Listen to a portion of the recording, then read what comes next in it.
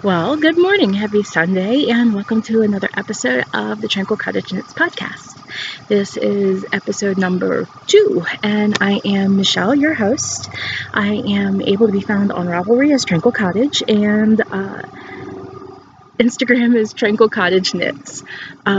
So hi! I hope everybody is doing well. I went to work all this week, and all I could think about was coming back and doing a podcast this weekend, so I was really excited. The date.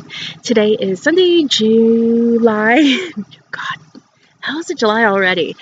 July 9th, and got a lot going on today. So, just to kind of jump right in editing and reviewing last week's podcast, I totally realized that it was a podcast about podcasts. In kind of laying out who I am, what I ended up doing was just really talking a lot about things that I love, and one of my favorite things is podcasts. So,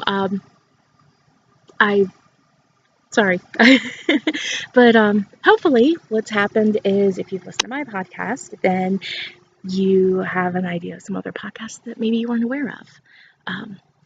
Also, I want to apologize in advance for any ambient noise that you hear. We are outside in my yard in the lovely Shenandoah Valley. I do have my pups out here with me, and Tucker and Callie.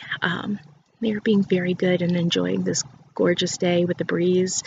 But I do have neighbors on this side doing a little construction, and the neighbors on the other side have several kids, and so they'll probably be out here in the pool soon. So again, and everybody has dogs. I love these people over here. They do dachshund rescue. So they have one aging little girl who she's paralyzed, and so she has a little cart with the wheels and everything to help her get around, and God bless these people that do these wonderful things for these animals that, some people would just put down, and they're doing the absolute best that they can to give them a great life. It's something near and dear to my heart. I love animals. I think I mentioned last time that we have an entire menagerie at my house. We have Cecil, who is my fuzzy lop rabbit. And then we have our rescue dogs, Tucker and Callie. Tucker is a German Shepherd, and Callie is a lab. And then we have the herd of cats. We have recently taken a kitten who has swimmer syndrome, which basically means instead of being like this and being able to put weight on her back paws, her back legs just kind of go out like that every time she tries to stand up. So we'll be doing some bracing and things like that to help her.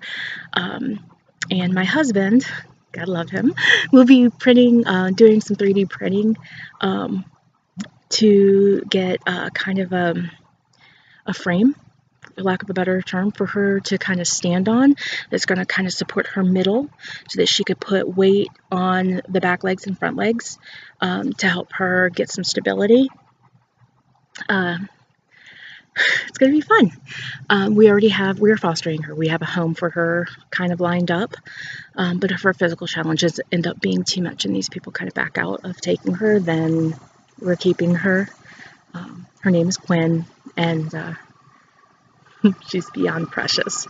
So hopefully we can get Quinny's back legs straight and get her walking. So on the subject of 3D printing, my husband, I had been asking for construction on the neighbor's house, so sorry. I had been asking my husband for a needle stand.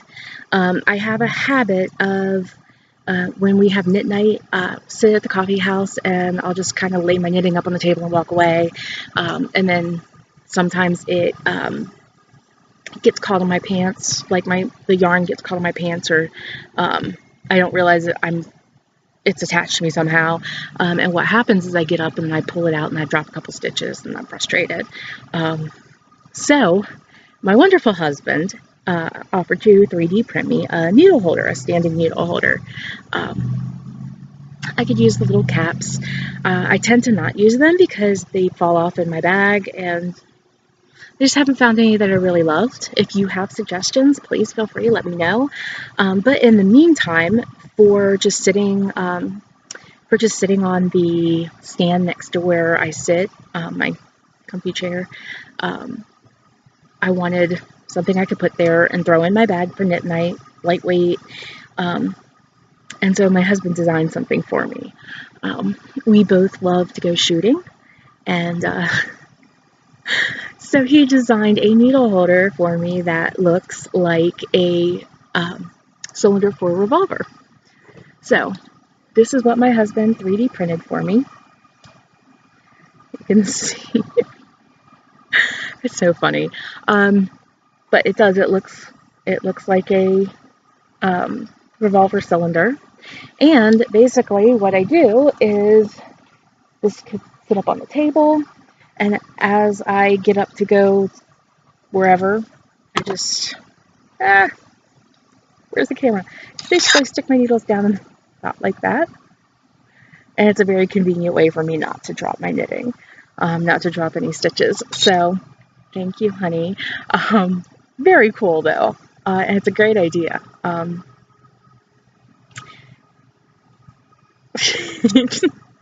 asked for a needle holder, I get a revolver cylinder.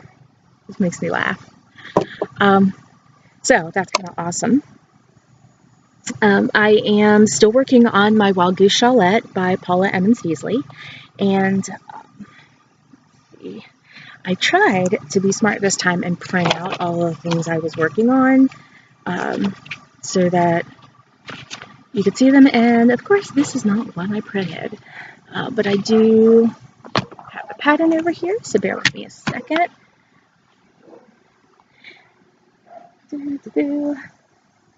And I really like this pattern. It's very simple, very straightforward. It's easy. The effect, though, is really nice. It's a very pretty shawlette. I'm ending up with a lot of extra yarn, though. And with that being the case, I think I'm going to do several extra rows, several extra repeats. You can see that. Oh, where did it go? There we go. If you can see how pretty it is, the little lace rows at the bottom. I am at the point where in the pattern where I only have like 3 more of those repeats to go, and I have this left over. So I have quite a bit of yarn.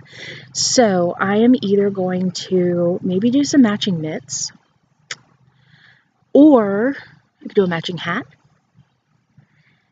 or I can just keep going. And I'm kind of undecided as to what I'm going to do right now.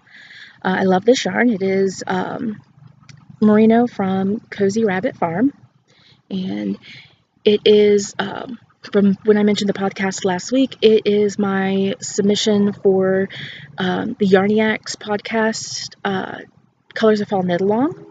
So of course I'm outside, so it's going to be a little washed out, but I'm going to try to get a good view on this color.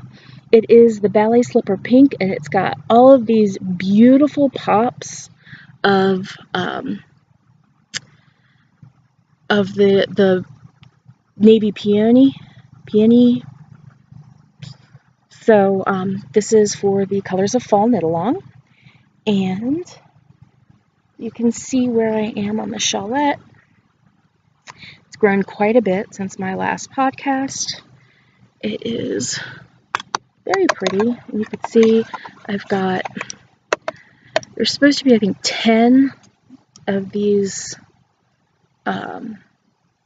lace repeats. I've got 1, 2, 3, 4, 5, 6, 7 already. So it's moving it's moving along quite well, but I think it could be deeper, and maybe some more balance between the garter and the lace for me, just because I have so much of it left over, and I love this yarn. It's very squishy, it's very happy, and I just want to use up as much of it as I possibly can. So that is what I'm currently working on, and I have, let's see, I just finished the Wave Rider Cal. I couldn't remember if I showed a picture of it in my last podcast. So this is a picture. I don't even know if you guys can see that. So, but I got the pattern from a Craxi kit. And I was really not sure if I was going to love the Cloudborne yarn. Amy Beth from the Fat Squirrel said she liked it when she had tried some, so I went ahead and just kind of bit the bullet and got it, and really liked it. That is the twist, the Cloudborne twist. It's a fingering weight. It's, you know, when you knit with acrylic and sometimes you get that squeak on your needle. I was getting a little bit of that, even though there's no acrylic in that yarn. It was a little odd. And I was, maybe I'm not going to like this, but in the end, ended up being fine. I also was getting that more when my gauge was too tight, and as soon as I loosened up my gauge, it just kind of fell into place. I do have some patterns lined up. I'm starting, it's July, so I'm starting the Christmas knitting already. One thing I will be knitting here soon is, see if I can get a picture, the architecture scarf. And that pattern is by Jennifer Weissman, and very pretty. Again, I'm sorry, it's all washed out. See if that'll help. Nope. But it is a scarf with all kinds of texture and pattern in it, but it's monotone, like it's all beautiful gray. So I think my brother-in-law will really love that for Christmas. So I'm going to get started on that. And then I also, another Craftsy kit that I had picked up is the Drachenfels scarf or shawl by Melanie Berg. And I will be knitting that out of Laura Cloudborne. This is the kit that I got. It is, I believe, the water, and this is their vinegary. I love that smell. Wool and vinegar. The most delightful. This is the water colorway. So this is, green's getting a little washed out. But they're very pretty, and so this is what I'm going to be knitting the Drachenfels out of. So I'm thinking, because Drachenfels is mostly just garter, not garter, but it's very simple pattern, very simple long repeats. I think that's going to be my carry with me knitting once I finish the Wild Goose Shawlette by Paula Emmons Heasley. I think I'm going to move on to the Drachenfels, and that way I have something, I don't want to say mindless, because it's not really, but something, I find that when I carry a project with me, having long repeats or having patterns that don't have a lot of complexity in it is better, because as it moves around, if I were to drop a stitch, it's so much easier to recover from. And then, sorry, the dogs are playing. And then on top of that, there's just not so much that I have to remember when I'm picking something up and putting something down frequently. Like I might knit for 20 minutes on my lunch break, and if that's the case, I may not even get through a whole repeat, and I need to still be able to know where I am. So I prefer patterns with like long repeats or very simple patterns for my carry with me knitting. So next up is going to be Drachenfels. Now, my stay-at-home knitting. I've been looking at a lot of patterns like Cold Creek Trail and just Wink. But not that they're terribly complex, but I'm just really craving kind of just simple stuff, just things I can just move through. And so I was trying to think about what I wanted to knit, what I had with me, use some of my stash yarn because Rhinebeck is coming and hopefully I'll get to go again this year. And I remembered that I had all of this, is it Elspeth Levold Silky Wool? I had gotten 8 skeins of that to do a pullover that is from, I don't know if you're familiar with the Custom Knits book. This pullover was the entire reason I had bought this book way back in the day. And as I used to be a lot heavier, I was always very, very nervous about upsizing patterns. One of the reasons I love Amy Beth's podcast, because not only is she not shy about being a bigger girl, she talks about what she has to do to upsize patterns, and she talks about the functionality of, you know, she used a term the other day that I really kind of laughed about, and I was like, God, that should have been the title of that podcast that day.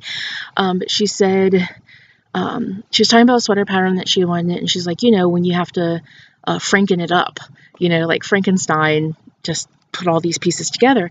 And she was referring to how you might have a shoulder size, a shoulder width that is, you know, maybe an extra large, but when you get down to your bust, you might have a 3X. I am not that lucky, but and you know, you may be more pear-shaped, so maybe your bottom is a 3X, but like me, maybe your bust is only a 1X. So she's talking about how to transition between the sizes, and how she does it, her methods, and she had recommended a book and a class by Amy Herzog. I think it was the Knit to Flatter, and I went on to Miss Craftsy and bought all the Amy Herzog classes I could find, because being one of those girls who, you know, I used to be a 5X generously. I was about 400 pounds, and so going from that type of sizing down to wearing a 1X, sometimes a 2X, sometimes just an XL, that kind of information is absolutely invaluable to me. But things like how Amy Beth talks about it really has given me the courage to knit more sweaters. So I finally got the courage to knit this sweater, and this is going to be the sweater that I cast on for Rhinebeck, I think. I might try to get a couple of them. This is the picture that absolutely made me fall in love with this pattern. Isn't that beautiful? I just love how light it is, and it just looks put together and at the same time very comfortable, and I fell in love with it. And so the pattern is Slinky Ribs. This is the short sleeve version. And so that is my next sweater. And to get started with that, I pulled out my Elspeth Levold Silky Wool and have already wound 5 hanks. I left 3 unwound, just because I don't like to wind too much of my yarn at once. And then sometimes I like to wind yarn. It's very meditative, so sometimes that thrill of being able to get to the point where I can wind my next skein is a motivator to finish the skein that I'm currently working on. So I'm very excited about doing that. And so that's my next sweater that's lined up.